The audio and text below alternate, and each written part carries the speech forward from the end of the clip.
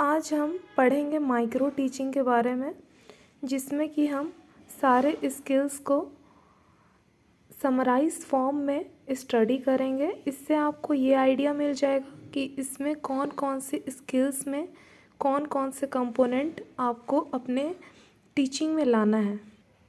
सबसे पहले हम माइक्रो टीचिंग के बारे में समझेंगे। आखिर स्किल है क्या? स्किल में हम ये सीखते हैं कि स्किल में हमारे पढ़ाने के तरीके से बच्चे खुद ब खुद रुचि लेकर के हमारे कंटेंट को पढ़ें और अपने इंटरेस्ट के साथ सब कुछ सीखने की कोशिश करें। ना उनके अंदर डर हो, ना ही संकोच हो। अगर स्किल में एस हट जाता है तो बच्चे को मार देने का बराबर है, और स्किल में एस और के दोनों हट जाते हैं तो बच्चे को बीमार करने के बराबर है। इसीलिए हम बच्चे को कभी लेबल नहीं करते हैं कि कोई आलसी है, कोई वर्क नहीं कर रहा है, या किसी ने कभी कोई चोरी की हो तो उसे बार बार चोर कहना। इस तरह के भाषा का उपयोग हम नहीं करेंगे। टीचिंग में हम हमेशा सही भाषा का उपयोग करेंगे और बच्चे को अपलिफ्ट करने की कोशिश करेंगे। स्किल में देखते हैं हम कौशल बच्चे को जिसमें रुचि बढ़े।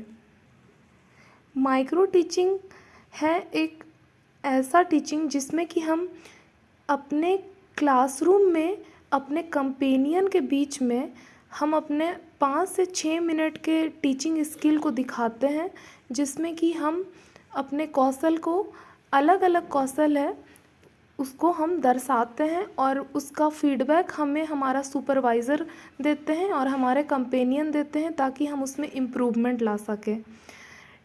अगर आप कहेंगे कि टीचर बॉर्न होते हैं या बने होते हैं, तो ज़्यादा सही होगा कि बने होते हैं, ना कि बॉर्न होते हैं, क्योंकि इसके लिए हमें टेक्निक सीखना पड़ता है, इसके लिए हमें इंस्टीट्यूट जाना पड़ता है। ये कोठारी कमीशन के कुछ डेफिनेशन है जो माइक्रो टीचिंग के बारे में बताते हैं। आप इसमें भी देख सकते हैं। ये टीचर के बिहेवियर में काफ़ी बदलाव लाता है। इससे एक टीचर के क्वालिटी में बहुत इम्प्रूवमेंट होता है।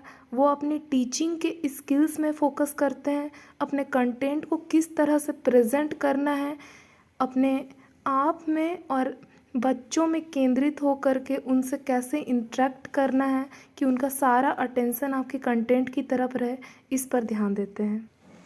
ये हिस्ट्री है माइक्रो टीचिंग की कि ये 1961 में मिस्टर केथ एसन सनफोर्ड स्टैनफोर्ड यूनिवर्सिटी में इसका पहली बार स्कीम लाए थे न्यू टेक्निक का, जिसमें 5 से 6 मिनट हम प्री प्रैक्टिस करते हैं और उसको वीडियो टेप के थ्रू रिकॉर्ड किया जाता है, और उसके बाद ऑब्ज़र्व किया जाता है कि हमारे क्लास में कैसा बिहेवियर रहा और उसमें क्या इम्प्रूवमेंट लानी चाहिए। और ये एक प्रैक्टिकल टीचर ट्रेनिंग है। ये इंडिया में कैसे ये माइक्रो टीचिंग आया उसके बारे में है। माइक्रो टीचिंग के डेफिनेशंस, ये उसके ऑब्जेक्टिव्स कि हमें अपना दक्षता कैसे प्राप्त करना है, परिवर्तन क्या लाना है, जटिलता कैसे कम करना है, शिक्षण कौशल कैसे सीखना है, क्या रिफ़ाइन करना है खुद में, रियल टीचिंग को इफ़ेक्टिव वे में कैसे बनाना है। ये स्टेप है माइक्रो टीचिंग का, जिसमें हम प्लान करते हैं, उसके बाद 6 मिनट का अपना परफॉर्मेंस देते हैं और उसके बाद फीडबैक लेते हैं। अगर वो फीडबैक में सुपरवाइज़र को सही नहीं लगता है, हमारी प्लानिंग सही तरीके से नहीं बनाई हुई है, तो हम फिर से उसकी प्लानिंग करते हैं और रीटीच करते हैं और फिर फीडबैक लेते हैं। ये उसका समरी फॉर्म है। एक स्किल को सीखने के लिए ना हमें बार बार प्रैक्टिस करना होता है, इसीलिए कोई भी स्किल ना सिर्फ अभ्यास से ही सीखा जा सकता है। और जब हमारे अंदर स्किल आ जाएगा ना, तो स्टूडेंट्स अपने आप इंटरेस्ट लेना शुरू कर देंगे। उनका पूरा ध्यान कंटेंट की तरफ रहेगा, उनका सिर्फ शरीर नहीं रहेगा क्लासरूम के अंदर, उनका पूरा का पूरा मेंटल अटेंशन भी वहाँ पर रहेगा, जो कि बोलते हैं कि मेंटली प्रेजेंट है या नहीं स्टूडेंट। और जब मेंटली प्रेजेंट रहेगा और अगर आपका कंटेंट सही से सुनेगा तो उसका परफॉर्मेंस अपने आप ठीक होने लगेगा और उसका रिजल्ट अपने आप अच्छा होने लगेगा और वो आपको पसंद भी करेंगे। और अगर आपका पढ़ाया हुआ उन्हें समझ नहीं आया तो उन्हें आपका क्लास बोरिंग लगेगा और बेकार लगेगा।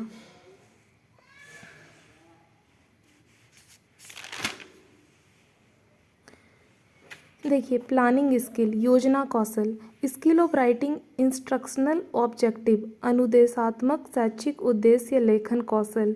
इसमें हम क्या ऑब्जेक्टिव देखते हैं? कोई भी शिक्षण कार्य बिना किसी उद्देश्य के संभव नहीं होता है। जैसे कि आज हम पढ़ाने गए वाटर हार्वेस्टिंग, तो हमारा ये पॉइंट क्लियर होना चाहिए कि आज हम वाटर हार्वेस्टिंग में क्या पढ़ाने वाले हैं, कितना पढ़ाने वाले हैं और उससे स्टूडेंट को क्या ऑब्जेक्टिव, क्या उद्देश्य प्राप्त होगा, ये हमें पहले से निश्चित कर करके जाना होगा। ऐसा नहीं है कि हम रैंडमली कुछ भी उठा करके चले गए और कुछ भी पढ़ा करके आ गए। ऐसे में ना उन्हें कुछ लगेगा प्रोडक्टिव, ना आपको कुछ लगेगा प्रोडक्टिव, और वो क्लास बिल्कुल ही बेकार हो जाएगा।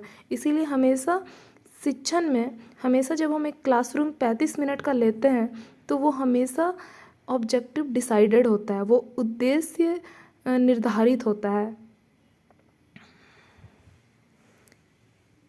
ये कुछ स्मार्ट होने का ये है कि आप स्पेसिफिक हो, मापनीय हो और प्राप्य हो, कि जो इसको अचीव किया जा सकता है, रिलेवेंट हो, जो आपके कंटेंट से रिलेवेंट हो और समयबद्ध हो। ऐसा नहीं हो कि आपने कंटेंट बहुत ज़्यादा डिसाइड कर लिया और आपको 35 मिनट में उसको कंप्लीट करना है तो आप उसको तुरंत तुरंत ख़त्म कर दे रहे हो। स्टूडेंट्स को उसको समझ में भी आना चाहिए, उसको क्लियर होना चाहिए, उसके अकॉर्डिंग आपको समझाते हुए, उन्हें इंटरेक्ट करते हुए। सबसे बड़ी चीज़ है इंटरेक्शन। अगर आप इंटरेक्ट नहीं कर रहे हो तो स्टूडेंट्स का माइंड उस चीज़ से इन्वॉल्व नहीं रहेगा। उन्हें इंटरेस्ट लाने के लिए आपको उनको इन्वॉल्व करना होगा स्टडीज़ में, आपके कंटेंट में, वो अपने डेली लाइफ के साथ उसे जोड़ सके। देखिए, ब्लूम्स टैक्सोनॉमी जो उसकी BS ब्लूम ने दिया है, इसके 3 भाग होते हैं: कॉग्निटिव डोमेन, इफेक्टिव डोमेन और साइकोमोटर डोमेन। कॉग्निटिव डोमेन एक तरह से कह सकते हैं कि माइंड से रिलेटेड है, जिसमें मेमोरी टेस्ट भी कह सकते हैं, जिसको मेमोरी बेस्ड भी कह सकते हैं कि हमें कुछ याद है, हमने उसे बता दिया, फैक्चुअल चीज़ें। इफ़ेक्टिव है जब हम उसको भावनात्मक रूप से सोचें, मतलब जैसे मैंने कुछ समझाया और उसके बाद उसको उसमें भाव अगर आपका उसमें जुड़ा हुआ हो, स्टूडेंट उसको भावनात्मक रूप से देख रहा हो। और साइकोमोटर में है क्रियात्मक, मतलब स्टूडेंट उसको एप्लीकेट करके अपने लाइफ में या फिर उसको फ्यूचर में कैसे उपयोग में लाया जा सकता है उसमें सोच रहा हो, उसमें उसका ब्रेन भी वर्क कर रहा हो, उसका हाथ पैर भी काम कर रहा हो, पूरी तरह से एक्टिव हो, तो वो आपका साइकोमोटर डोमेन में आ जाता है। और साइकोमोटर डोमेन ऐसा चीज़ है ना कि अगर स्टूडेंट चला गया, मतलब उसका कॉन्सेप्ट पूरी तरह से क्लियर है और आपको यही अपने पढ़ाई में, आपके पढ़ाने में लेकर के आना होगा। ये आपका हो गया कॉग्निटिव ऑब्जेक्टिव, जिसमें कि सबसे पहला, सबसे लोअर लेवल का है नॉलेज, जिसमें कि फैक्चुअल चीज़ें आते हैं, जिसमें कि हम रिकॉल कराते हैं, रिकॉग्नाइजेशन कराते हैं, डिफाइन करते हैं, स्पेसिफिक चीज़ों के लिए नॉलेज देते हैं, फैक्ट बताते हैं, कन्वेंशन करते हैं, सीक्वेंस बताते हैं, क्राइटेरिया बताते हैं, मेथड बताते हैं, प्रिंसिपल बताते हैं, जनरलाइजेशन करते हैं और कैटेगराइज करते हैं, थ्योरी और स्ट्रक्चर बताते हैं। ये आपका दूसरा लेवल आ गया, बोध, कॉम्प्रिहेंसन। इसमें हम एक्सप्लेन करते हैं, व्याख्या देते हैं, उदाहरण देते हैं, वर्गीकरण, क्लासिफिकेशन करते हैं, सेलेक्टिंग, चयन करते हैं, संबंध स्थापित करते हैं, एक स्टेटमेंट समझाएं, उसको दूसरे स्टेटमेंट से कैसे लिंक करना है, रिलेट करना है, वो तुलनात्मक करना, अंतर करना, सब लिंक जोड़ना, एक कॉन्सेप्ट को दूसरे कॉन्सेप्ट से इंटरप्रेट करना, एक तो समझ। अगर हम कॉन्सेप्ट दे रहे हैं, सबसे पहले नॉलेज लेवल हो गया, अब उसमें फैक्चुअल चीज़ें बता, दूसरा आपका हो गया कॉम्प्रिहेंशन लेवल, जब आप उसमें समझ विकसित कर रहे हैं, दे दिए, अब उसको समझ में भी चाहिए। अब प्रयोग, प्रयोग तीसरा लेवल है। इसमें स्टूडेंट उसको वो देखता है, जैसे कि हम साइंस में एक्सपेरिमेंट करके देखते हैं, तो ये प्रोजेक्ट भी करते हैं, गिनते भी, गणना भी करते हैं, उसका उपयोग भी देखते हैं, बनाते भी है, कंस्ट्रक्ट भी करते हैं, उसमें जांच भी करते हैं। ये सारे आपके प्रयोग में आ गए। फिर विश्लेषण, हम तथ्यों का विश्लेषण करते हैं और फिर संबंध का विश्लेषण करते हैं और संगठनात्मक सिद्धांतों का विश्लेषण करते हैं और फिर विभाजन करते हैं। इसमें लिखा हुआ है, दिख रहा है। पुष्टिकरण, जस्टिफिकेशन, निष्कर्ष निकालना, कंक्लूड करते हैं। संश्लेषण, विशिष्ट संप्रेषण की उत्पत्ति, प्रोडक्शन ऑफ यूनिक कम्युनिकेशन, योजना की उत्पत्ति, अमूर्त संबंधों की व्युत्पत्ति, मतलब कि जो एब्स्ट्रैक्ट चीज़ें जो हम देख नहीं सकते हैं, डेरिवेशन मैथ्स का, फिजिक्स का, उसको हम समझ पाते हैं, वो है संश्लेषण। तो ये ऊपर लेवल का हुआ ना। तर्क कर पाते हैं, वाद विवाद करना, व्यवस्थित करना, सामान्यकरण, संक्षिप्त करना। फिर है इवैल्यूएशन, आलोचनात्मक करना, मूल्यांकन करना, अवॉइडेंस, डिफेंस। अफेक्टिव डोमेन में आ गया। अफेक्टिव डोमेन में आप पहले रिसीव करते हैं, फिर रिस्पॉन्ड करते हैं। तो रिसीव में क्या क्या होता है? अवेयरनेस होता है, फिर इच्छा होती है स्वीकार करने की, जो आप नॉलेज ले रहे हैं उसको, फिर उसको नियंत्रण करना, चयनित करना, सुनना, प्रीफर करना। रिस्पॉन्ड में क्या करते हैं?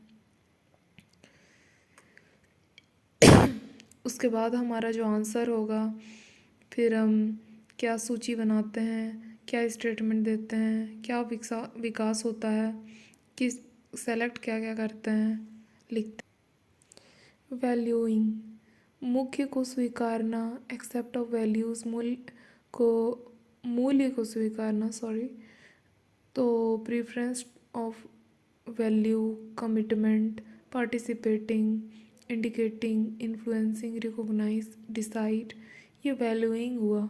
आपका ये सब अफेक्टिव डोमेन में आ रहा है, मतलब कि जो आप